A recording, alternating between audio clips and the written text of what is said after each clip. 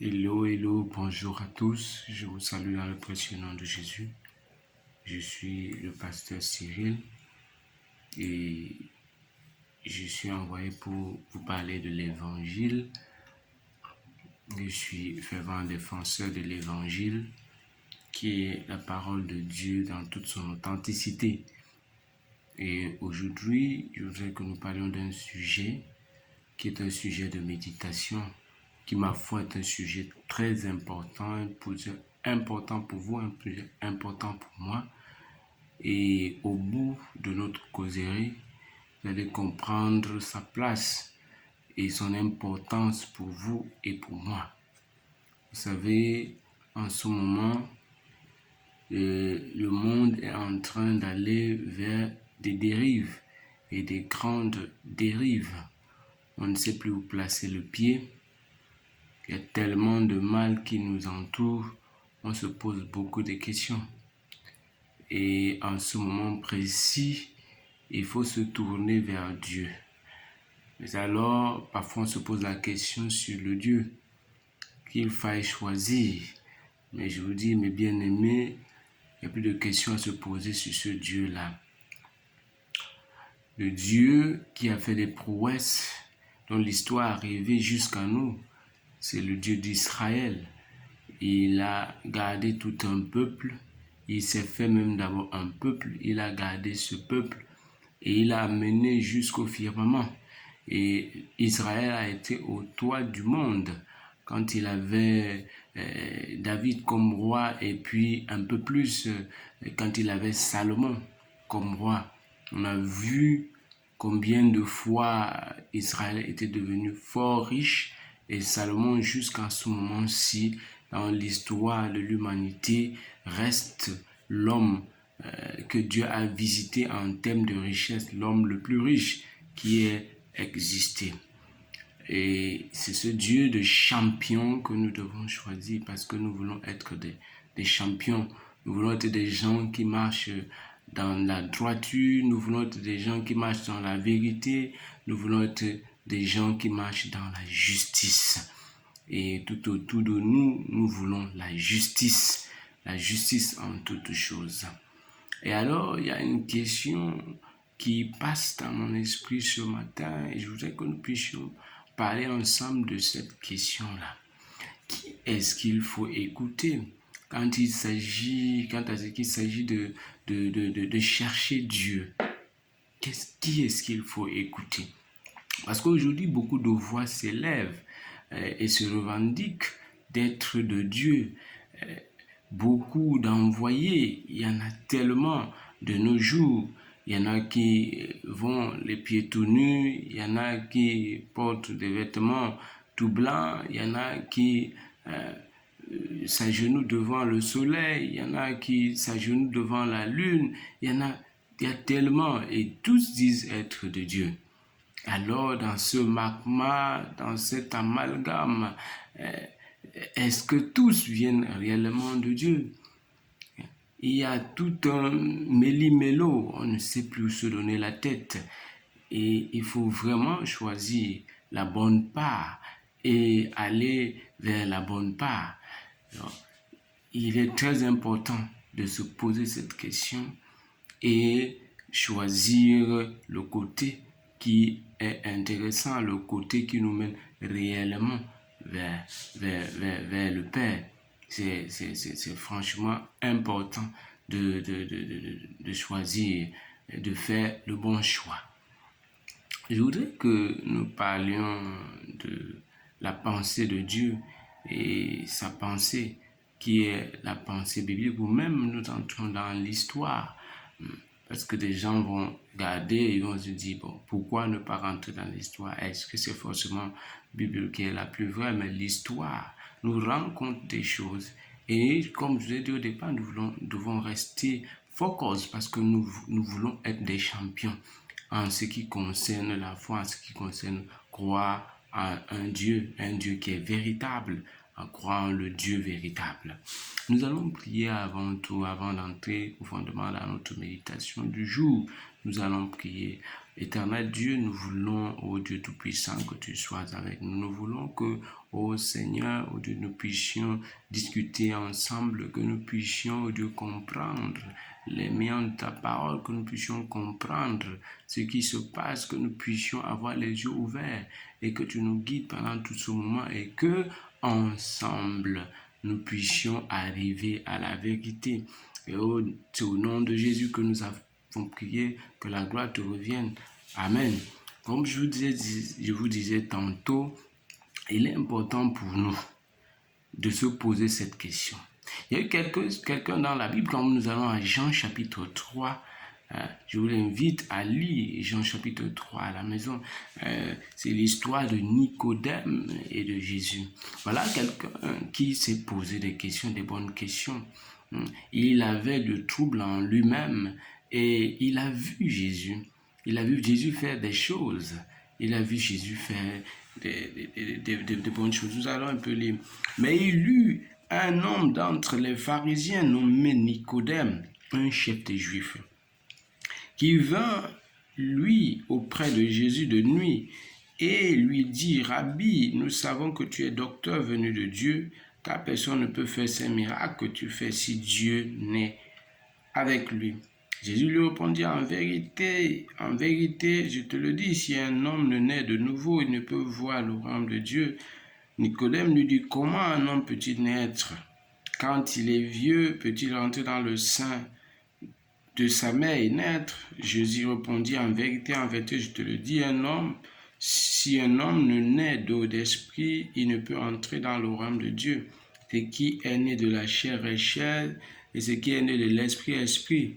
Ne t'étonne pas que je t'ai dit, il faut que vous naissiez de nouveau. Le vent souffle, il veut, et tu en entends le bruit, mais tu ne sais d'où il vient ni où il va. Il en est aussi de tout homme qui est né de l'esprit. Nicodème lui dit, comment cela peut-il se faire? Jésus lui répondit, tu es le docteur d'Israël et tu ne sais pas ces choses. En vérité, je te le dis, nous disons ce que nous savons et nous rendons témoignage de ce que nous avons vu.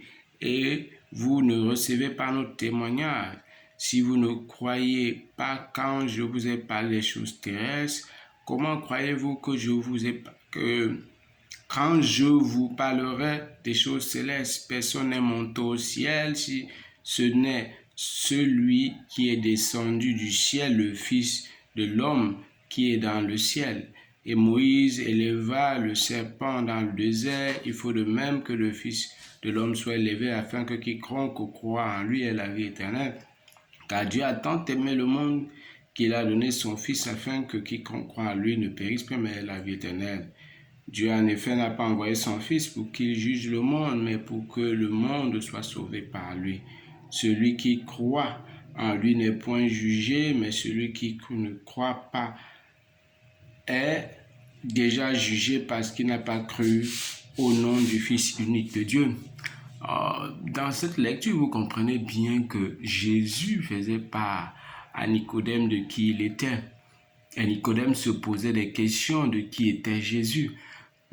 Tu fais ces choses, tu viens de Dieu, mais encore, je me pose des questions. Tu es l'envoyé de Dieu, mais qui es-tu vraiment?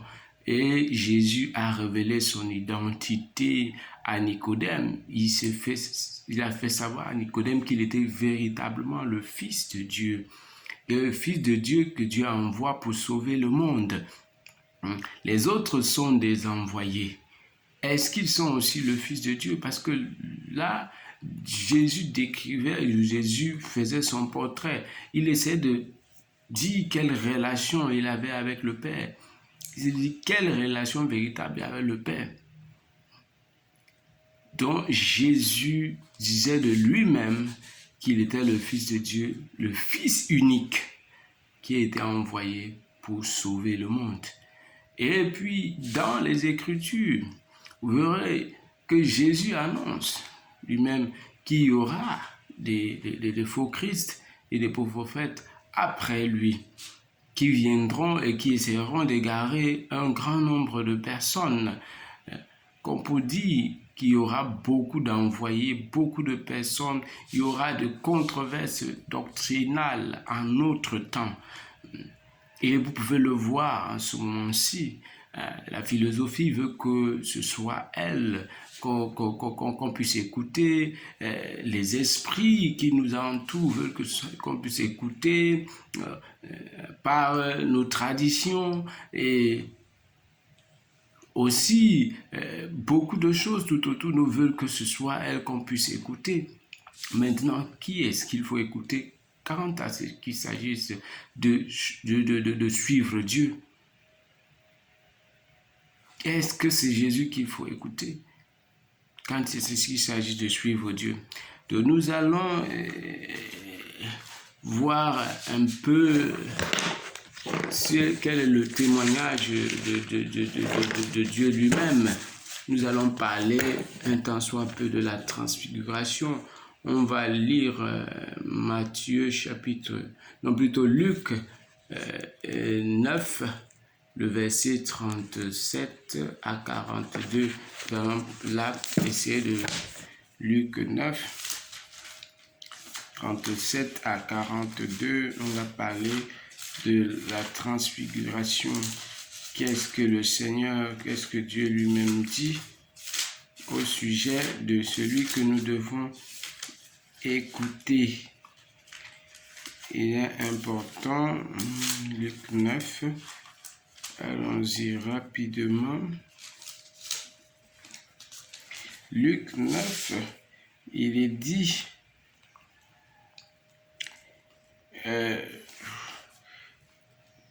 parlons du verset, oui, environ 8 jours après Jésus prit avec lui Pierre, Jean et Jacques. Il monta sur la montagne pour prier. Pendant qu'il priait, l'aspect de son visage changea et son vêtement devint d'une éclatante blancheur. Voici 2 hommes s'entretenaient avec lui. C'était Moïse et Élie qui, apparaissant dans la gloire, parlaient de son départ qu'il allait accomplir à Jérusalem.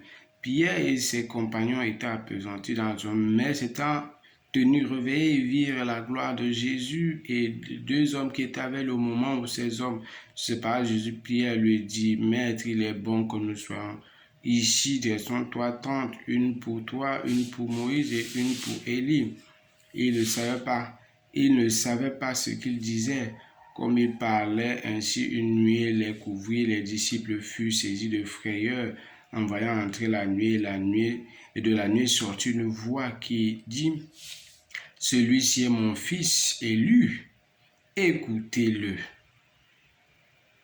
Écoutez-le. C'est là où je voudrais que nous arrêtions. Celui-ci est mon fils élu, écoutez-le. Mon fils bien-aimé, que j'ai mis toute mon affection, écoutez-le. Jésus est celui que nous devons écouter selon le témoignage de la voix qui est venue du ciel. Celui que nous devons écouter. Il y aura beaucoup qui pourront venir, mais s'ils ne sont pas basés sur Jésus, s'ils ne sont pas basés sur l'évangile, nous ne devons pas les écouter. Donc l'évangile ne pourrait être logé à la même enseigne que les autres doctrines qui courent le monde. L'évangile, c'est la doctrine que nous devons suivre pour plaire à Dieu, pour entrer dans la gloire de Dieu.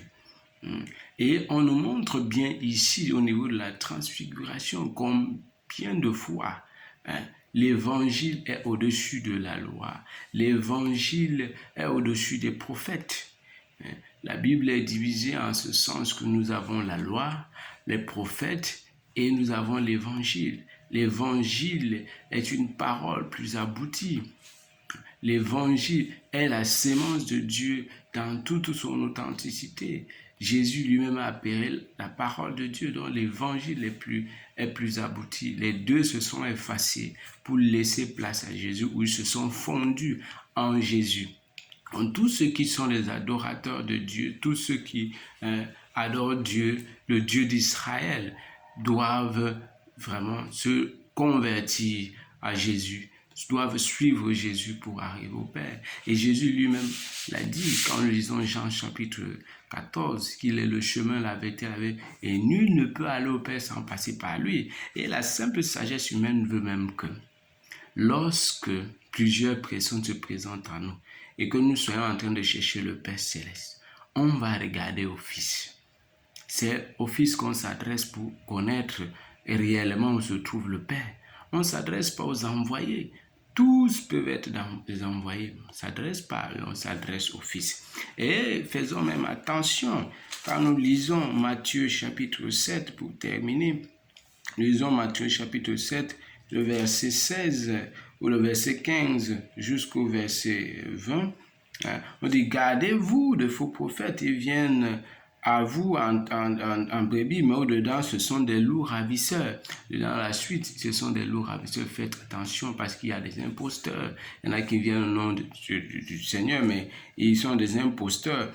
Et un peu plus loin, vous allez à la fin, c'est à leurs fruits que vous les reconnaîtrez, si de mauvais fruits.